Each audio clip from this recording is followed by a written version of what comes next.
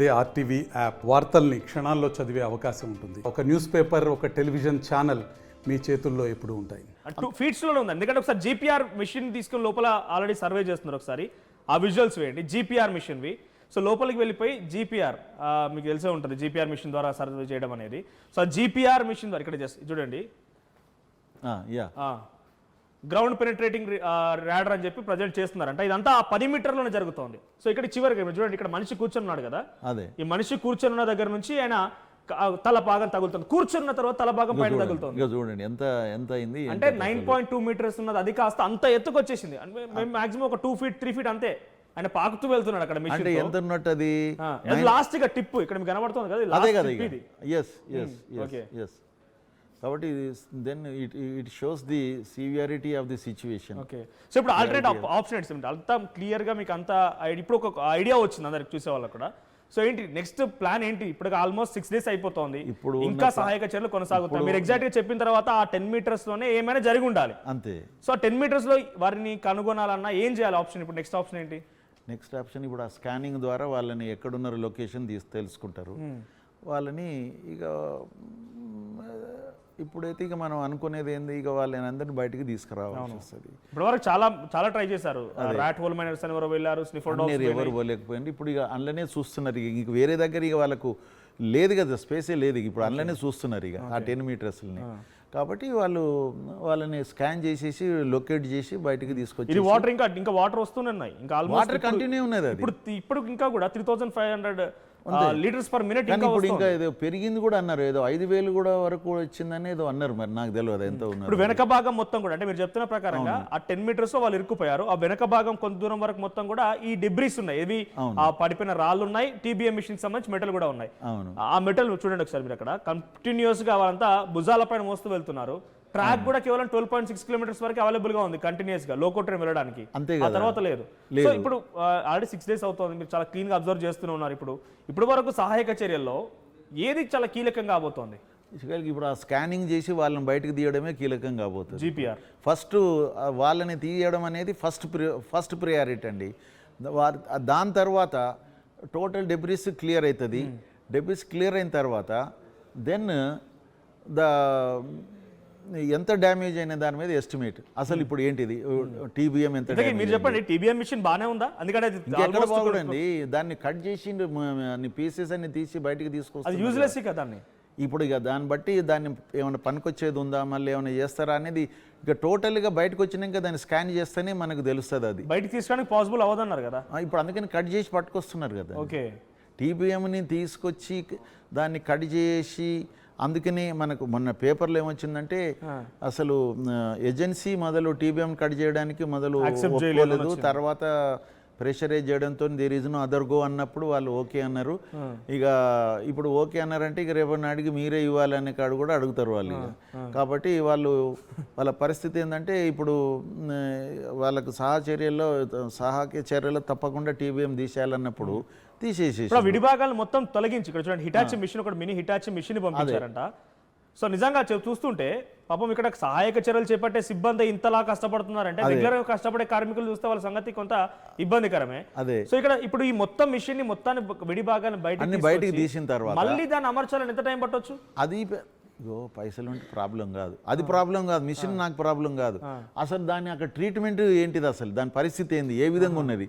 ఇప్పుడు 8 మీటర్లు ఉన్నదా, ఇప్పుడు అంతా వస్తున్నది, అది ఎంతవరకు ఇప్పుడు లీకేజీలు అవన్నీ ఇంకెన్న కూలింది, ఏం కథ, దాన్ని ఏ విధంగా చేయగలుగుతాం అనేది మనం ఇప్పుడు చూడాలి. దాని తర్వాత ట్రీట్మెంట్ చేసి ఆ ఫోర్స్ కి, ఆ పడ్డ బండరాళ్ళకి, ఆ వాటర్ తాకిడికి మిషన్ వెనక్కి జరిగిందని అంత సీన్ ఉంటుందా? అది నాకు కరెక్ట్ గా దాని మీద నేను అన్నారు కానీ, అంటే మంత్రి గారు కూడా దాని స్టేట్మెంట్ ఇచ్చారు. దాని ఒత్తిడికి అదే 150 మీటర్ల దాకా వచ్చింది మిషన్, వెనక్కి వచ్చిందన్నారు. 150 మీటర్ అంటే చాలా వచ్చినట్టే కదా. రావడం చాలా కష్టం. ఇక అంటే ఒక పార్ట్ వచ్చింది అన్నారు, అందులో హెవీ వెయిట్ ఉన్న పార్ట్ ఒకటి వచ్చింది అని అట్లా చెప్పుకొచ్చారు. ఇక అది ఎట్లా అయిందో ఏమో తెలియదు. అది ఏదైనా కూడా ఇక టీబీఎం అనేది మనం ఇక రిపేర్ కాదు, రిప్లేస్ చేయాల్సిందే. ఆ హెడ్ ఏదైతే ఉన్నదో అది ఓకే, అది బాగానే ఉంటుంది. దానికి ఇవన్నీ మళ్ళీ సమకూర్చాలి. ఇక సమకూర్చి చేసి మళ్ళీ అదొకటి మెయిన్గా. ఇప్పుడు నాకు బాధ పెట్టే విషయం ఏంటంటే, వీళ్ళు ఇంత ఇంటర్నేషనల్ ఎక్స్పర్ట్ని యొక్క సహకారంతో వారి యొక్క అడ్వైస్తో వీళ్ళు ట్రీట్మెంట్ చేసి వీళ్ళు డ్రిల్లింగ్ స్టార్ట్ చేసినాం అన్నారు కదా. ఇప్పుడు ఇంకా మనకి ఇంకా ఇంటర్నేషనల్ ఎక్స్పర్ట్గా ఆయనే రావాలి కదా. ఇప్పుడు ఆయన టాప్ మోస్ట్ ఇంటర్నేషనల్ ఎక్స్పర్టే వచ్చిండ్రు కాబట్టి దాని మీద సమగ్రంగా విచారణ చేస్తే బాగుంటుంది.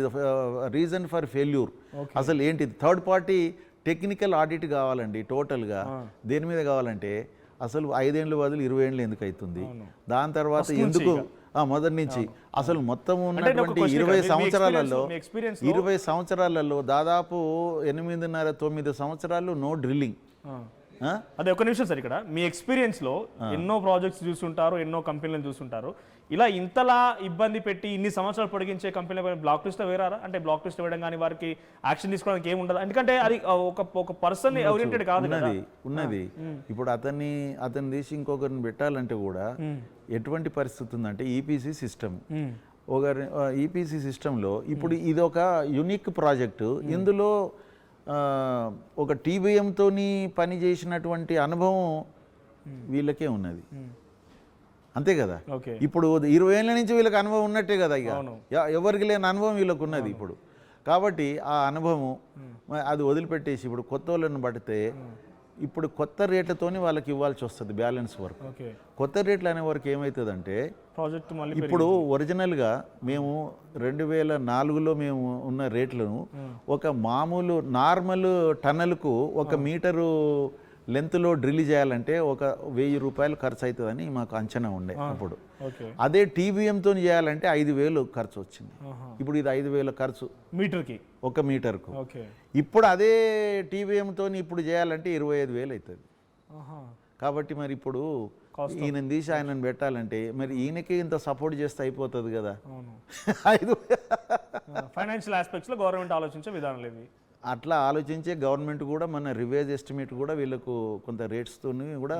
So what is the future of SLBC? ఇప్పుడు ఎస్ఎల్బిసి ఫ్యూచర్ అంటే మొట్టమొదలు డెబ్రీస్ తీసిన తర్వాత దీన్ని అంచనా, degree of damage and devastation అంచనా వేసిన తర్వాత దెన్ గవర్నమెంట్ అండ్ మన ఏజెన్సీ కూర్చొని ఏంటిది ఎంత ఇప్పుడు దీన్ని మళ్ళీ తిరిగి చేయాలంటే ఎంత అవుతుందని వాళ్ళు ఇస్తారు ఫిగర్ ఇచ్చినప్పుడు మరి గవర్నమెంట్ డెసిషన్ తీసుకోవాలి తను వాళ్ళకి ఎంతవరకు సహకరిస్తానని. ఇప్పటి వరకు అడ్వాన్సులు ఇచ్చుకుంటూ వచ్చారు కదా 2009 నుంచి. మరి ఇప్పుడు వాళ్ళు మొత్తం ఇస్తారా లేకుంటే 50-50 అంటారా, మాకు సంబంధం లేదంటారా? మీరే ఫస్ట్ టార్గెట్ 8 మంది కార్మికులు వాళ్ళు ఏంటి వాళ్ళ సిచ్యువేషన్ తెలుసుకున్న తర్వాత డెబ్రీస్ వర్కౌట్ చేయొచ్చు. పెద్ద అదే వాళ్ళు బయటకు వచ్చిన తర్వాత డెబ్రీస్ తీసిన తర్వాత ఇది వస్తుంది. ఫస్ట్ వాళ్ళని తీసి బయటికి తీసి వాళ్ళని పంపించాక ఇక్కడ కూడా శివప్రసాద్ రెడ్డి గారు 12 బృందాలు 750 మంది సిబ్బంది పనిచేస్తున్నారు. ఇంటర్నేషనల్ ఎక్స్పర్ట్స్ వచ్చారు. ఇట్లా కూడా యూనిక్ ఇది. ఎవరికి కూడా ఇలాంటి ఎక్స్పీరియన్స్ ఇండియాలో మొదటిసారి. ఇండియా ఎవరైనా చెప్తుండ్రు కదా మేము ఇలాంటివి ఎన్నో చూసాం కానీ ఇలాంటిది చూడలేదు. ఎందుకంటే ఇప్పుడు టనల్ ఉన్నట్టయితే అటువైపు ఇటువైపు మధ్యలో కూలింది అనుకోండి, అటు ఇటు ఉంటుంది. దాని తర్వాత దానికి ఇంకా వేరే తీరుగా కూడా పక్కన ఇప్పుడు దీన్ని టీబీఎంతో అనే వరకు టీబీఎం తప్పించి ఇంకే తీరుగా డ్రిల్లింగ్ చేయడానికి లేదు ఆస్కారం. కాబట్టి పక్క నుంచి ఇంకా ఆడిట్ అట్లా చేసుకొని వెళ్ళిపోవచ్చు, ఇట్లా చేసుకోవచ్చు. ఆడిట్ టనల్స్ ఉంటాయి, ఏముంటాయి, దీనికి ఎలాంటి స్కోప్ లేదు కదా. కాబట్టి 2 ఫేజులు ఉన్నాయి కదా. కాబట్టి దీనికి డెఫినెట్గా నేను కూడా ఇప్పుడు ఈ సందర్భంగా కోరేది ఏంటంటే ఇదొక యూనిక్ ప్రాజెక్ట్. కానీ ఎండ్ యూజర్ గురించి మాట్లాడతలేము మనం. ఈ ప్రాజెక్టుకు నీళ్ళు ఎవరికి ఇస్తున్నాం మనం? నీళ్ళు అసలు ఫ్లోరోసిస్తో బాధపడుతున్న నల్గొండ జిల్లా ప్రజలకు ఇస్తున్నాం. కాబట్టి దీని విషయంలో కేంద్ర ప్రభుత్వం కూడా మానవీయ కోణంలో ఆలోచించి ఇది డిండి ప్రాజెక్ట్, అది కూడా 3 లక్షల ఎకరాలకు ఇంకా కంప్లీట్గా ఫ్లోరోసిస్తో బాధపడుతున్న ఏరియాలో, అది మునుగోడు నియోజకవర్గం, దేవరకొండ నియోజకవర్గం, కొంత నల్గొండ నియోజకవర్గం, తర్వాత నాగార్జున సాగర్ నియోజకవర్గాలలో 3 లక్షల పైచిలకు ఆయకట్టు ఇచ్చేటువంటి ప్రాజెక్ట్. అది కూడా టోటల్గా it is an engineering solution to health issue. ఒక ఆరోగ్య సమస్యకు సాంకేతిక పరిష్కారం అని మేము పెట్టినాం దాని పేరు డిండి లిఫ్ట్ స్కీమ్. ఒక ఆరోగ్య సమస్యకు సాంకేతిక పరిష్కారం. కాబట్టి సుష్మా స్వరాజ్ గారు కూడా లాస్ట్ ఈ ఎన్నికలు కాదు, ఇంతకుముందు ఎన్నికల్లో వచ్చినప్పుడు కూడా వారు దీన్ని డిండి ప్రాజెక్టుని మేము జాతీయ ప్రాజెక్టుగా మేము తీసుకుంటాము. ఎందుకంటే ఇది ఒక స్పెషల్ కేసు, ఇది ఫ్లోరోసిస్ నివారణకు ఇది ఉండాలి. ఎందుకంటే ఆ ఏరియాలో బోర్వెల్ వ్యవసాయం జరగడానికి లేదు. ఆ ఏరియాలో సర్ఫేస్ వాటర్తోనే ఇరిగేషన్ జరగాలనేది. అంటే సేఫ్ డ్రింకింగ్ వాటర్ ఇవ్వడం వలన 10% of the case issue solve అయినట్టు, సేఫ్ ఇరిగేషన్ వాటర్ ఇచ్చినప్పుడే 90% సాల్వ్ అని మనకు శాస్త్రజ్ఞులు నిపుణులు చెప్పారు. డాక్టర్ రాజారెడ్డి గారు, మా ఫార్మర్ డైరెక్టర్ ఆఫ్ నిమ్స్, వారు కూడా టార్గెట్ లక్ష్యం చాలా గొప్పది అది. కానీ దాన్ని ఛేదించడంలో ఇటువంటి కాబట్టి ఇటువంటి పరిస్థితిలో డిండి అండ్ ఎస్ఎల్బిసి టన్నెల్ రెండింటిని కలిపి రెండు కూడా అదో 3 లక్షలకి ఇస్తుంది, ఆయకట్టు ఇదో 3 లక్షలకి ఇస్తుంది. ఈ 6 లక్షల ఎకరాలకు సాగునీరు అందించేటువంటి 2 ప్రాజెక్టుని కలిపి ఒక స్పెషల్ ఫండ్ కింద మన రాష్ట్ర ప్రభుత్వము, మన రాష్ట్రంలో ఉన్న అన్ని ప్రజా ప్రతినిధులు కేంద్ర ప్రభుత్వానికి ఒక విజ్ఞాపన చేసి డెఫినెట్గా వారి దృష్టికి తీసుకెళ్ళి తర్వాత ఇప్పుడున్న పరిస్థితులని టోటల్ గ్రౌండ్ రియాలిటీని వారి ముందు ఉంచినట్టయితే డెఫినెట్గా కేంద్ర ప్రభుత్వం కూడా మానవీయ కోణంలో ఆలోచించి కొంత సహకారం అందిస్తుందని నేను భావిస్తున్నాను. శ్యాంప్రసాద్ గారు, చివరిగా 2 క్వశ్చన్స్ ఆన్సర్ చేయండి నాకు ఇక్కడ. ఫస్ట్ క్వశ్చన్ ఏంటంటే, ఈ సహాయక చర్యలు ఇంకెన్ని రోజులు జరిగే అవకాశం ఉంది? ఇప్పుడు మీరు చాలా క్లియర్గా తెలుసు ఇక్కడ లోపల ఏం జరిగింది అనేది చాలా క్లియర్గా చెప్పారు కాబట్టి ఇంకెన్ని రోజులు పట్టొచ్చు అన్ని బయటపడాలి? 1 వీక్లో అంతా క్లియర్ అయిపోతుంది. ఇంకా 1 వీక్ పట్టొచ్చా? ఇంకా 1 వీక్ అంటే ఆ వ్యక్తులని బయటకు తీయాలన్నా వ్యక్తులు తీసిన తర్వాత కదా మొత్తం డెబ్రీస్ ని బయటకు తీసేది. అంటే వాళ్ళని తీయడానికి ఆ ప్రతిబంధకంగా ఉన్న వాటిని ఇప్పుడు కదిలిస్తున్నారు. ఒకసారి వాళ్ళు వచ్చిందంటే టోటల్ గా ఇంకా నేను అనుకుంటున్నా మాక్సిమం 1 వీక్. ఓకే, ఫైనల్ ఇంకో క్వశ్చన్, బహుశా మీరు దీనికి ఆన్సర్ చేస్తారో చేయరో. తప్పు ఎవరు దీనికి? తప్పు ఎవరిదని అంటే ఏం చెప్పొచ్చు? అంటే ఇప్పుడు తప్పు ఎవరేనండి? ఇప్పుడు 2019 లోనే జరిగింది అని చెప్పి ఇప్పుడు తప్పు ఎవరిదంటే ప్రభుత్వాలది ఏముంటుంది, ఎమర్జెన్సీ మన ఒక ఏజెన్సీని ఫిక్స్ చేస్తారు, ఇచ్చేస్తారు. అతనికి వర్క్ చేసినట్టయితే ఆ బిల్లు అసలు యాక్చువల్గా ఏంటిది ఒక గవర్నమెంట్ పని అని తెలుసా అండి? నువ్వు ఫినిష్డ్ ఐటమ్ 100 మీటర్ల టన్నెల్ డ్రిల్లింగ్ చేసి దానికి లైనింగ్తో మాకు చూపిస్తే ఆ 100 మీటర్లకు పేమెంట్. ఇది అంతే మా పని. ఓకే, నువ్వు 100 మీటర్లు డ్రిల్ చేయి, 100 మీటర్లకు మేము చూస్తాము, పేమెంట్ చేస్తాము. అంటే కాంట్రాక్ట్ సంస్థ తప్పనొచ్చా? 100% కాంట్రాక్టే దీనికి బాధ్యులు. ఆ కాంట్రాక్టుడు ఈ విధంగా కావడానికి అతను బ్యాంక్రప్సీ కారణము. అతను ఎంతో భారతదేశంలో మామూలు కాంట్రాక్టర్ కాదు, ఆయన చాలా పెద్ద కాంట్రాక్టరు. దురదృష్టవశాత్తు మన తెలంగాణ దురదృష్టవశాత్తు ఆయన బ్యాంక్రప్ట్ అయిండు. దాని తర్వాత ప్రభుత్వాలు ఎంత చేయూతను అందించినా కూడా అతనికి దానికంటే మించి ఆయన ఇంకా ఎదుర్కోవాల్సి వచ్చింది, ఎదుర్కోవట్టు సవాళ్ళు. మరి ఇప్పుడున్న లాస్ట్ది దీన్ని ఏ విధంగా ప్రభుత్వము ఎట్లా దీనికి అతనికి చేయూతనిస్తుందో మనకు తెలియదు. కానీ మనం కోరుకునేది ఏదైతే మొత్తం మీద ప్రభుత్వము, ఇటు కేంద్ర ప్రభుత్వం అందరూ కూడా అతనికి చేయూతనిచ్చి అతను బయటపడేయాలి. అతని మటుకు అతనుకున్న ఎక్స్పీరియన్స్ ఇంకెవరికి లేదు. ఇంతమంది 20 ఏళ్ళ నుంచి తను ఒక్కరిని కూడా తీసేయలేదండి. ఎవరు ఉంటే వాళ్ళందరిని ఉంచాడు. వాళ్ళకు ఉన్నప్పుడు వాళ్ళకు అమౌంట్ వచ్చినప్పుడు పైసలు ఇచ్చాడు. అతను లేదు, 400 మంది ఉన్నారు అట్లనే ఇన్నేళ్ల నుంచి. అయితే ఇంకొకటి నాకు మీతో షేర్ చేసుకునేది ఏంటంటే, సార్ ఇన్ని వేల కోట్లు పెట్టినా కూడా మరి రైతులకు నీళ్ళు వస్తున్నాయి ఇప్పటి వరకు, దీనికి ఏమైనా ప్రత్యయం లేదా అని మీరు అడగలేదు నన్ను. నేను దానికి సమాధానం ఉన్నది కదా. ఎస్ఎల్బిసికి ప్రత్యామ్నాయ మార్గం ఏమీ లేదంటారా? ఒక ఎస్ఎల్బిసే కాదు, ప్రతి ప్రాజెక్టు కూడా ఈరోజు వేల కోట్లు మనం వెచ్చిస్తున్నాము. కానీ త్వరితగతిన ల్యాండ్ ఎక్విజిషన్ ప్రాబ్లంతోని లేకుంటే ఇలాంటి కొన్ని టెక్నికల్ ఇబ్బందులతోని మనం త్వరగా కంప్లీట్ చేయలేకపోతున్నాం. ప్రాజెక్టులని కంప్లీట్ చేయకపోవడం వలన 10 ఏళ్ళైనా 15 ఏళ్ళ ఇప్పుడు 20 ఏళ్ళ నుంచి ఇది నడుస్తున్నది. 3000 కోట్లు ఖర్చు అయింది, ఇంతవరకు ఎకరానికి నీళ్ళు ఇవ్వలేదు. ఇప్పుడు డిండి ప్రాజెక్టు కూడా దాదాపు 2016లో స్టార్ట్ అయింది, 15లో స్టార్ట్ అయింది. ఇప్పటి వరకు 10 ఏళ్ళ దగ్గర వస్తున్నా కూడా దానికి కూడా 1 ఎకరం నీళ్ళు ఇవ్వలేకపోయినాం. అదేవిధంగా కాళేశ్వరం తీసుకున్నా కూడా 1,00,000 కోట్లు ఖర్చు పెడితే ఆయకట్టు ఇచ్చింది 1,00,000 ఎకరాలు అంటున్నారు. మరి ఎంత ఆశయం నెరవేరినట్టు? 5% నెరవేరినట్టు. మరి 95% ఇంకా చేయాలి కదా. డిస్ట్రిబ్యూషన్ నెట్వర్క్ కంప్లీట్ అయ్యి రైతులకు పొలాలకు నీళ్ళు ఇచ్చినప్పుడు కదా దాని ప్రాజెక్టు ఆశయం నెరవేరింది. ఇప్పుడు టన్నెల్స్ లేకుంటే పంపింగ్ స్టేషన్లు తర్వాత ఇవన్నీ చేయడంతో కాదు కదా. కావాల్సింది ఆ ప్రాజెక్టు లక్ష్యం ఏంది? 18 లక్షల ఎకరాలలో ఉన్నటువంటి రైతు పొలాలకు నీళ్ళు అందియడం. అందులో ఇంతవరకు ఎంత సఫలీకృతమైనవంటే 5%, ఇంకా 95% ఉన్నది కాళేశ్వరం. కాబట్టి ఇటువంటి పరిస్థితులలో మనము ఎక్కడికక్కడనే పడ్డ వర్షాన్ని మనము rain water harvesting, soil and water conservation సిస్టంలో పోయినట్టయితే ఎకరానికి 5,000 ఖర్చు పెట్టినట్టయితే ఇవి మొత్తం మనం అటెండ్ చేయొచ్చు.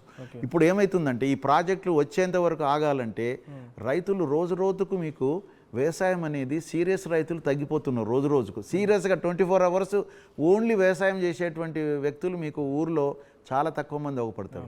ఇంకా ఇట్లనే ఇంకా 5 ఏళ్ళు కనుక కొనసాగితే వాళ్ళకి ఏ నీళ్ళు రాకుండా ఉంటే వాళ్ళు కూడా ఉండరు. ఇక అందరు ఏదో డ్రైవింగో లేకుంటే ఇంకేదో చూసుకుంటున్నారు, సిటీలకు వచ్చేస్తున్నారు.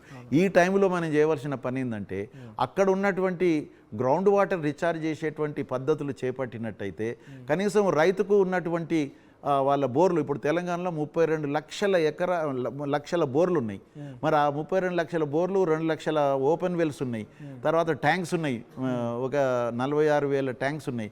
వీటికి నీళ్ళు వచ్చే విధంగా మనం చేసినట్టయితే ప్రాజెక్టులు ఇంకా కొంచెం లేట్ అయినా కూడా అప్పటి వరకు రైతాంగం అనేటువంటి ఓ జాతి సర్వైవ్ అవుతుంది. కాబట్టి దీని మీద దృష్టి పెట్టాలని చెప్పి మీ ద్వారా నేను ప్రభుత్వాన్ని కోరుతున్నాను. దాని విషయంలో మేము కొంత ముందుకు పోయినాం. మునుగోడు కాన్స్టిట్యున్సీని దాన్ని ఒక రోల్ మోడల్గా తీసుకొని మేము స్టడీ చేసాం. మా ఇంజనీర్లము గ్రౌండ్ వాటర్ వాళ్ళతోని, అగ్రికల్చర్ ఇంజనీర్లతోని, రిటైర్డ్ ఇంజనీర్లతోని చేస్తే ఒక 150 కోట్లు వెచ్చించినట్టయితే మునుగోడు కాన్స్టిట్యున్సీలో మనం ఇవన్నీ చేయగలుగుతాం. అక్కడ ఎమ్మెల్యే గారు కూడా డైనమిక్గా ఉన్నారు, ముందుకు చేద్దామంటున్నారు. కాబట్టి అప్పుడు ఏమవుతుందంటే ఇప్పుడు డిండి ప్రాజెక్ట్ ఇంకొంత లేట్ అయినా, టన్నల్ కొంచెం లేట్ అయినా వాళ్ళ బోర్లో నీళ్లు ఉన్నట్టయితే వాళ్ళు అక్కడ ఫ్లోరసిస్ కూడా డైల్యూట్ అవుతుంది. అదే ఇప్పుడు కింద నుంచి కాకుండా మీదికి షాలో డెప్త్లు ఉన్నట్టయితే డైల్యూట్ అవుతుంది. మా ఊర్లో ఒక్క చెక్ డ్యామ్ కడితే 1 స్క్వేర్ కిలోమీటర్లు అన్ని బోర్లన్నీ బ్రహ్మాండంగా సక్సెస్ అయినాయి. అలాంటివి మునుగోడు కాన్స్టిట్యున్సీలో ప్రతి వాగు మీద మనం ఒక చెక్ డ్యాములు, సబ్ సర్ఫేస్ డైకులు ఉన్నటువంటి మైన్ ఇరిగేషన్ ట్యాంక్స్ అన్నిటికి కూడా మంచిగా నీళ్ళు వచ్చే విధంగా మనం వాటి approach channel, lead channels, link channels ఇవన్నీ చేసుకోగలిగితే పెద్ద ఖర్చుతో కూడుకున్నది కాదు. 150 కోట్లు అవుతుంది మేము లెక్కేస్తే. మళ్ళీ ఒకసారి మళ్ళీ సుదీర్ఘంగా మాట్లాడదాం. అంటే ఆల్టర్నేట్ ఆప్షన్ ఏంటంటే ఇది చెప్తున్నాను నేను, దీని మీద కేంద్రీకరించాలి. ఎందుకంటే సమ్మర్ కూడా 2.5 నెలల నుంచి ఇప్పుడు 5 నెలలకు పోయింది. ఏప్రిల్ టు జూన్ వరకు ఉండేది, ఇప్పుడు మార్చి నుంచి అయింది. ఇప్పుడు ఈ సంవత్సరం ఫిబ్రవరి నుంచే సమ్మర్ స్టార్ట్ అయింది. జూలై వరకు ఉండే సమ్మర్. మరిన్ని వీడియోస్ కోసం ఛానల్ ని సబ్స్క్రైబ్ చేయండి. లేటెస్ట్ అప్డేట్స్ కోసం వాట్సాప్ ఛానల్ ని ఫాలో అవ్వండి. ఆ లింక్ డిస్క్రిప్షన్ లో ఉంది.